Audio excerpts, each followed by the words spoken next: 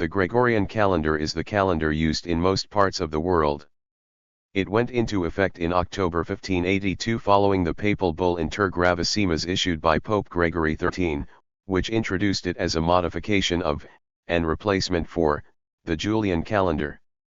The principal change was to space leap years slightly differently to make the average calendar year 365.2425 days long rather than the Julian calendar's 365.25 days, thus more closely approximating the 365.2422-day tropical or solar year that is determined by the Earth's revolution around the Sun.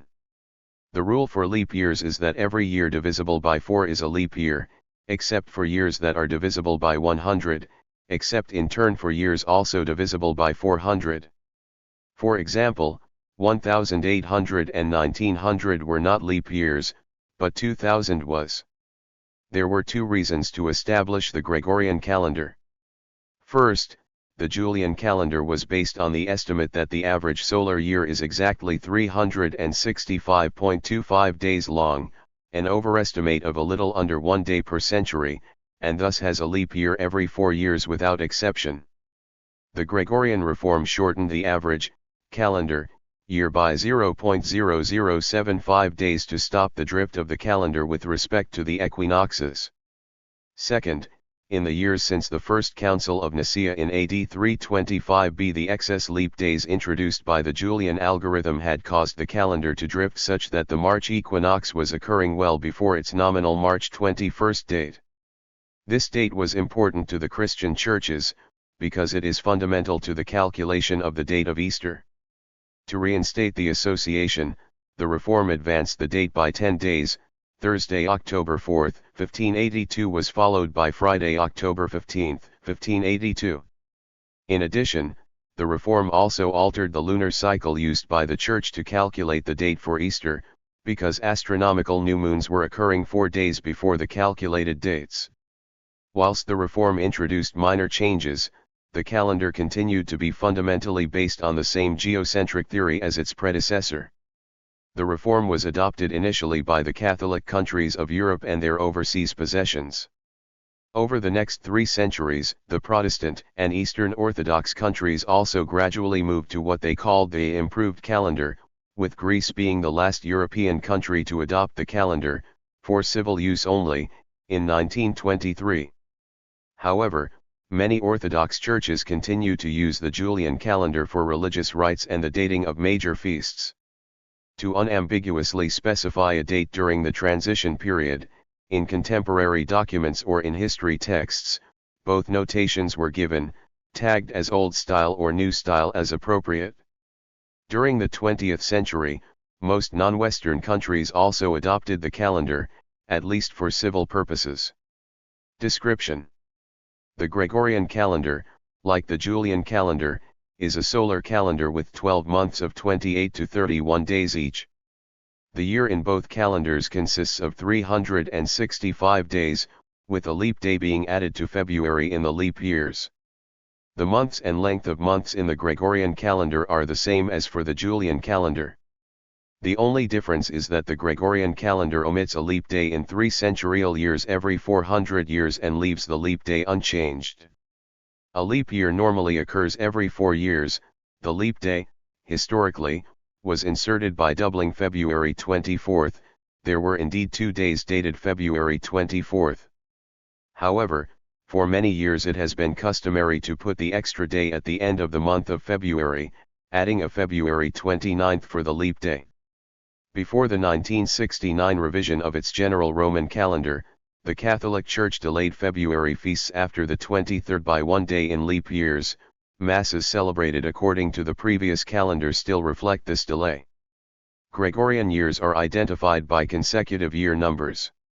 A calendar date is fully specified by the year, numbered according to a calendar era, in this case Anno Domini or Common Era, the month, identified by name or number, and the day of the month, numbered sequentially starting from 1. Although the calendar year currently runs from January 1 to December 31, at previous times year numbers were based on a different starting point within the calendar. Calendar cycles repeat completely every 400 years, which equals 146,097 days. Of these 400 years, 303 are regular years of 365 days and 97 are leap years of 366 days. A mean calendar year is 365 plus 97/400 days equals 365.2425 days, or 365 days, 5 hours, 49 minutes, and 12 seconds. Gregorian reform. The Gregorian calendar was a reform of the Julian calendar. It was instituted by the papal bull Inter Gravissimas dated February 24, 1582 by Pope Gregory XIII, after whom the calendar is named. The motivation for the adjustment was to bring the date for the celebration of Easter to the time of year in which it was celebrated when it was introduced by the early Church. The error in the Julian calendar, its assumption that there are exactly 365.25 days in a year, had led to the date of the equinox according to the calendar drifting from the observed reality, and thus an error had been introduced into the calculation of the date of Easter. Although a recommendation of the First Council of Nicaea in 325 specified that all Christians should celebrate Easter on the same day, it took almost 5 centuries before virtually all Christians achieved that objective by adopting the rules of the Church of Alexandria. Background. Because the date of Easter is a function, the computus, of the date of the spring equinox in the northern hemisphere, the Catholic Church considered unacceptable the increasing divergence between the canonical date of the equinox and observed reality. Easter is celebrated on the Sunday after the ecclesiastical full moon on or after March 21, which was adopted as an approximation to the March equinox. European scholars had been well aware of the calendar drift since the early medieval period. Bede, writing in the 8th century, showed that the accumulated error in his time was more than 3 days. Roger Bacon, c. 1200, estimated the error at 7 or 8 days. Dante, writing c. 1300, was aware of the need for calendar reform. An attempt to go forward with such a reform was undertaken by Pope Sixtus IV, who in 1475 invited Regiomontanus to the Vatican for this purpose. However, the project was interrupted by the death of Regiomontanus shortly after his arrival in Rome. The increase of astronomical knowledge and the precision of observations towards the end of the 15th century made the question more pressing. Numerous publications over the following decades called for a calendar reform, among them 2 papers sent to the Vatican by the University of Salamanca in 1515 and 1578, but the project was not taken up again until the 1540s, and implemented only under Pope Gregory XIII, r. 1572 to 1585. Preparation. In 1545, the Council of Trent authorized Pope Paul III to reform the calendar, requiring that the date of the vernal equinox be restored to that which it held at the time of the First Council of Nicaea in 325 and that an alteration to the calendar be designed to prevent future drift. This would allow for more consistent and accurate scheduling of the Feast of Easter. In 1577, a compendium was sent to expert mathematicians outside the Reform Commission for comments. Some of these experts, including Giambattista Benedetti and Giuseppe Molito, believed Easter should be computed from the true motions of the sun and moon, rather than using a tabular method, but these recommendations were not adopted. The reform adopted was a modification of a proposal made by the Calabrian Dr. Aloysius Lilius, or Lilio. Lilius's proposal included reducing the number of leap years in 4 centuries from 100 to 97, by making 3 out of 4 centurial years common instead of leap years. He also produced an original and practical scheme for adjusting the epochs of the moon when calculating the annual date of Easter, solving a long-standing obstacle to calendar reform. Ancient tables provided the sun's mean longitude. The German mathematician Christopher Clavius, the architect of the Gregorian calendar, noted that the tables agreed neither on the time when the sun passed through the vernal equinox nor on the length of the mean tropical year. Tycho Brahe also noticed discrepancies. The Gregorian leap year rule, 97 leap years in 400 years, was put forward by Petrus Pitatus of Verona in 1560. He noted that it is consistent with the tropical year of the Alphonsine tables and with the mean tropical year of Copernicus, De Revolutionibus, and Erasmus Reinhold, Prutenic tables. The three mean tropical years in Babylonian sexagesimals as the excess over 365 days, the way they would have been extracted from the tables of mean longitude, were 0, 1433, 57, Alphonsine, 0, 1433, 11, 12, Copernicus, and 0, 1433, 9, 24, Reinhold.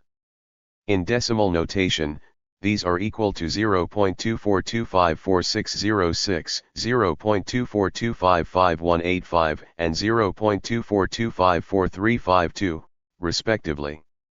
All values are the same to two sexagesimal places, 0, 1433, equal to decimal 0.2425, and this is also the mean length of the Gregorian year. Thus Pythitus's solution would have commended itself to the astronomers. Lilius's proposals had two components. First, he proposed a correction to the length of the year. The mean tropical year is 365.24219 days long. A commonly used value in Lilius's time, from the Alphonsine tables, is 365.2425463 days. As the average length of a Julian year is 365.25 days, the Julian year is almost 11 minutes longer than the mean tropical year. The discrepancy results in a drift of about 3 days every 400 years. Lilius's proposal resulted in an average year of 365.2425 days, see accuracy. At the time of Gregory's reform there had already been a drift of 10 days since the Council of Nicaea, resulting in the vernal equinox falling on 10 or March 11 instead of the ecclesiastically fixed date of March 21, and if unreformed it would have drifted further. Lilius proposed that the 10-day drift should be corrected by deleting the Julian leap day on each of its 10 occurrences over a period of 40 years, thereby providing for a gradual return of the equinox to March 21. Lilius's work was expanded upon by Christopher Clavius in a closely argued, 800-page volume. He would later defend his and Lilius's work against detractors. Clavius's opinion was that the correction should take place in one move, and it was this advice that prevailed with Gregory. The second component consisted of an approximation that would provide an accurate yet simple, rule-based calendar. Lilius's formula was a 10-day correction to revert the drift since the Council of Nicaea, and the imposition of a leap day in only 97 years in 400 rather than in 1 year in 4. The proposed rule was that years divisible by 100 would be leap years only if they were divisible by 400 as well. The 19-year cycle used for the lunar calendar required revision because the astronomical new moon was, at the time of the reform, 4 days before the calculated new moon. It was to be corrected by 1 day every 300 or 400 years, 8 times in 2,500 years, along with corrections for the years that were no longer leap years, i.e. 1,700, 1,800, 1,900, 2,100, etc. In fact, a new method for computing the date of Easter was introduced. The method proposed by Lilius was revised somewhat in the final reform. When the new calendar was put in use, the error accumulated in the 13 centuries since the Council of Nicaea was corrected by a deletion of 10 days. The Julian calendar day Thursday, October 4, 1582 was followed by the first day of the Gregorian calendar, Friday, October 15, 1582, the cycle of weekdays was not affected. First printed Gregorian calendar. A month after decreeing the reform, the Pope, with a brief of April 3, 1582, granted to one Antoni Lilio the exclusive right to publish the calendar for a period of 10 years. The Lunario Novo Secondo la Nuova Riforma was printed by Vincenzo Accolti, one of the first calendars printed in Rome after the reform, notes at the bottom that it was signed with papal authorization and by Lilio, con licentia degli superiori, et permissu ant, Ani Lilige. The papal brief was revoked on September 20, 1582, because Antonio Lilio proved unable to keep up with the demand for copies. Adoption. Although Gregory's reform was enacted in the most solemn of forms available to the Church, the bull had no authority beyond the Catholic Church, of which he was the supreme religious authority, and the Papal States, which he personally ruled. The changes that he was proposing were changes to the civil calendar, which required adoption by the civil authorities in each country to have legal effect. The bull Inter Gravissimas became the law of the Catholic Church in 1582, but it was not recognized by Protestant churches, Eastern Orthodox churches, Oriental Orthodox churches, and a few others. Consequently, the days on which Easter and related holidays were celebrated by different Christian churches again diverged. On September 29, 1582, Philip II of Spain decreed the change from the Julian to the Gregorian calendar. This affected much of Roman Catholic Europe, as Philip was at the time ruler over Spain and Portugal as well as much of Italy. In these territories, as well as in the Polish, Lithuanian Commonwealth and in the Papal States, the new calendar was implemented on the date specified by the bull, with Julian Thursday October 4, 1582, being followed by Gregorian Friday October 15. The Spanish and Portuguese colonies followed somewhat later de facto because of delay in communication. The other major Catholic power of Western Europe, France, adopted the change a few months later. December 9 was followed by December 20. Many Protestant countries initially objected to adopting a Catholic innovation. Some Protestants feared the new calendar was part of a plot to return them to the Catholic fold. For example, the British could not bring themselves to adopt the Catholic system explicitly. The Annexa to their calendar, New Style, Act 1750 established a computation for the date of Easter that achieved the same result as Gregory's rules, without actually referring to him. Britain and the British Empire, including the eastern part of what is now the United States, adopted the Gregorian calendar in 1752. Sweden followed in 1753. Prior to 1917, Turkey used the lunar Islamic calendar with the Hijri era for general purposes and the Julian calendar for fiscal purposes. The start of the fiscal year was eventually fixed at March 1 and the year number was roughly equivalent to the Hijri year, see Rumi calendar. As the solar year is longer than the lunar year, this originally entailed the use of escape years every so often when the number of the fiscal year would jump. From March 1, 1917 the fiscal year became Gregorian, rather than Julian. On January 1, 1926, the use of the Gregorian calendar was extended to include use for general purposes and the number of the year became the same as in most other countries. Difference between Gregorian and Julian calendar dates. This section always places the intercalary day on February 29 even though it was always obtained by doubling February 24, the bissextum, twice sixth, or bissextile day, until the late Middle Ages. The Gregorian calendar is proleptic before 1582, calculated backwards on the same basis, 4 years before 1582, and the difference between Gregorian and Julian calendar dates increases by 3 days every 4 centuries, all date ranges are inclusive. The general rule, in years which are leap years in the Julian calendar but not the Gregorian, is up to February 28 in the calendar being converted from, add 1 day less or subtract 1 day more than the calculated value. Give February the appropriate number of days for the calendar being converted into. When subtracting days to calculate the Gregorian equivalent of February 29, Julian, February 29 is discounted. Thus if the calculated value is 4 the Gregorian equivalent of this date is February 24. Beginning of the year. The year used in dates during the Roman Republic and the Roman Empire was the consular year, which began on the day when consuls first entered office, probably May 1 before 222 BC, March 15 from 222 BC and January 1 from 153 BC. The Julian calendar, which began in 45 BC, continued to use January 1 as the first day of the new year. Even though the year used for dates changed, the civil year always displayed its months in the order January to December from the Roman Republican period until the present. During the Middle Ages, under the influence of the Catholic Church, many Western European countries moved the start of the year to one of several important Christian festivals: 25 December, Christmas, March 25, Annunciation, or Easter, while the Byzantine Empire began its year on September 1 and Russia did so on March 1 until 1492, when the new year was moved to September 1.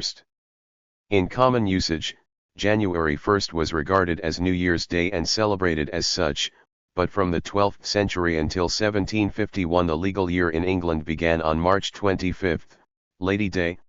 So, for example, the parliamentary record lists the execution of Charles I on January 30 as occurring in 1648, as the year did not end until March 24, although later histories adjust the start of the year to January 1 and record the execution as occurring in 1649. Most Western European countries changed the start of the year to January 1 before they adopted the Gregorian calendar. For example, Scotland changed the start of the Scottish New Year to January 1 in 1600, this meant that 1599 was a short year. England, Ireland, and the British colonies changed the start of the year to January 1 in 1752, so 1751 was a short year with only 282 days. Later in 1752 in September the Gregorian calendar was introduced throughout Britain and the British colonies, see the section Adoption. These two reforms were implemented by the Calendar, New Style, Act 1750. In some countries, an official decree or law specifies that the start of the year should be January 1. For such countries, a specific date when a January 1 year became the norm, can be identified. In other countries, customs varied, and the start of the year moved back and forth as fashion and influence from other countries dictated various customs. Neither the papal bull nor its attached canons explicitly fix such a date, though the latter states that the golden number of 1752 ends in December and a new year, and new golden number, begins in January 1753. Dual dating. During the period between 1582, when the first countries adopted the Gregorian calendar, and 1923, when the last European country adopted it, it was often necessary to indicate the date of some event in both the Julian calendar and in the Gregorian calendar, for example, 10/21 February 1750/51, where the dual year accounts for some countries already beginning their numbered year on January 1 while others were still using some other date. Even before 1582, the year sometimes had to be double dated because of the different beginnings of the year in various countries. Woolley, writing in his biography of John Dee, 1527, 1608/9, notes that immediately after 1582 English letter writers customarily used two dates on their letters, one OS and one NS. Old Style, OS, and New Style, NS, indicate dating systems before and after a calendar change, respectively. Usually, this is the change from the Julian calendar to the Gregorian calendar as enacted in various European countries between 1582 and the early 20th century. In England, Wales, Ireland, and Britain's American colonies, there were two calendar changes, both in 1752. The first adjusted the start of a new year from Lady Day, March 25, to January 1, which Scotland had done from 1600, while the second discarded the Julian calendar in favor of the Gregorian calendar, removing 11 days from the September 1752 calendar to do so. To accommodate the two calendar changes, writers used dual dating to identify a given day by giving its date according to both styles of dating. For countries such as Russia where no start of year adjustment took place, OS and NS simply indicate the Julian and Gregorian dating systems. Many Eastern Orthodox countries continue to use the older Julian calendar for religious purposes. Extending the Gregorian calendar backwards to dates preceding its official introduction produces a proleptic calendar, which should be used with some caution. For ordinary purposes, the dates of events occurring prior to October 15, 1582 are generally shown as they appeared in the Julian calendar, with the year starting on January 1, and no conversion to their Gregorian equivalents.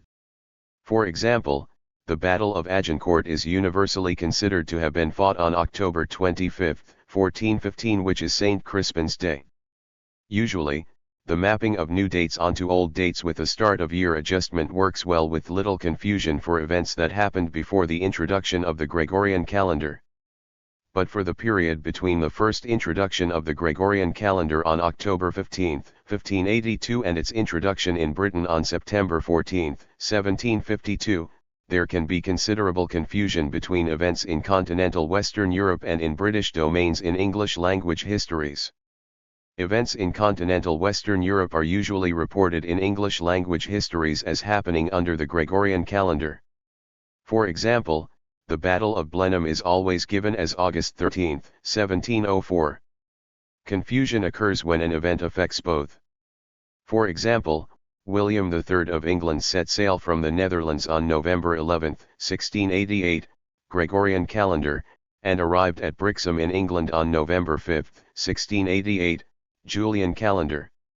Shakespeare and Cervantes seemingly died on exactly the same date, April 23, 1616, but Cervantes predeceased Shakespeare by 10 days in real time, as Spain used the Gregorian calendar, but Britain used the Julian calendar. This coincidence encouraged UNESCO to make April 23 the World Book and Copyright Day. Astronomers avoid this ambiguity by the use of the Julian day number. For dates before the year 1, unlike the proleptic Gregorian calendar used in the International Standard ISO 8601, the traditional proleptic Gregorian calendar, like the older Julian calendar, does not have a year 0 and instead uses the ordinal numbers 1, 2, both for years AD and BC. Thus the traditional timeline is 2 BC, 1 BC, AD 1, and AD 2. ISO 8601 uses astronomical year numbering which includes a year 0 and negative numbers before it. Thus the ISO 8601 timeline is 0001, 0000, 0001, and 0002 months. The Gregorian calendar continued to employ the Julian months, which have Latinate names and irregular numbers of days. January, 31 days, from Latin mensis Ianuarius, month of Janus, the Roman god of gates, doorways, beginnings, and endings. February, 28 days in common and 29 in leap years, from Latin mensis Februarius, month of the Februa, the Roman festival of purgation and purification, cognate with fever, the Etruscan death god Februus, purifier, and the Proto-Indo-European word for sulfur. March, 31 days, from Latin mensis Martius, month of Mars, the Roman war god. April, 30 days, from Latin mensis Aprilis, of uncertain meaning but usually derived from some form of the verb operire, to open, or the name of the goddess Aphrodite. May, 31 days, from Latin mensis Maius, month of Maia, a Roman vegetation goddess 60 whose name is cognate with Latin Magnus, great, and English major. June, 30 days, from Latin mensis Iunius, month of Juno, the Roman goddess of marriage, childbirth, and rule. July, 31 days, from Latin mensis Iulius, month of Julius Caesar, the month of Caesar's birth, instituted in 44 BC as part of his calendrical reforms. August, 31 days, from Latin mensis Augustus, month of Augustus, instituted by Augustus in 8 BC in agreement with July and from the occurrence during the month of several important events during his rise to power. September, 30 days, from Latin mensis September, 7th month, of the 10-month Roman year of Romulus c. 750 BC. October, 31 days, from Latin mensis October, 8th month, of the 10-month Roman year of Romulus c. 750 BC.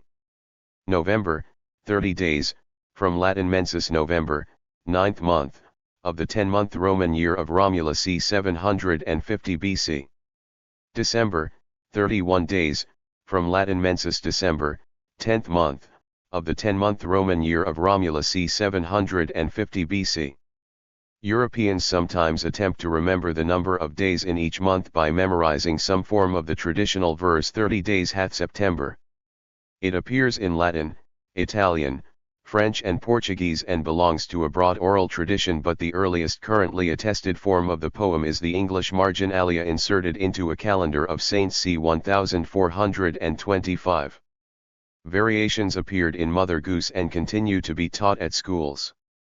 The unhelpfulness of such involved mnemonics has been parroted as 30 days hath September / but all the rest I can't remember, but it has also been called probably the only 16th century poem most ordinary citizens know by heart. A common nonverbal alternative is the knuckle mnemonic, considering the knuckles of one's hands as months with 31 days and the lower spaces between them as months with fewer days. Using two hands, one may start from either pinky knuckle as January and count across, omitting the space between the index knuckles, July and August. The same procedure can be done using the knuckles of a single hand, returning from the last, July, to the first, August, and continuing through.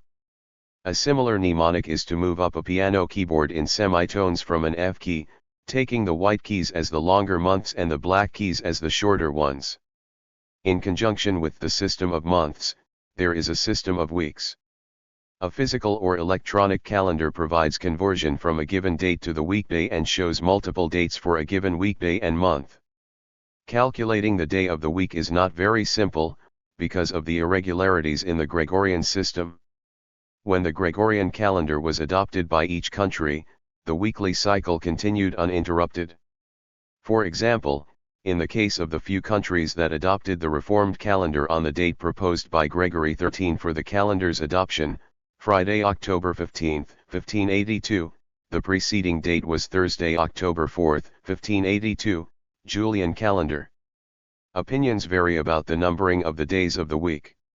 ISO 8601, in common use worldwide, starts with Monday equals 1, printed monthly calendar grids often list Mondays in the first, left, column of dates and Sundays in the last. In North America, the week typically begins on Sunday and ends on Saturday. Accuracy.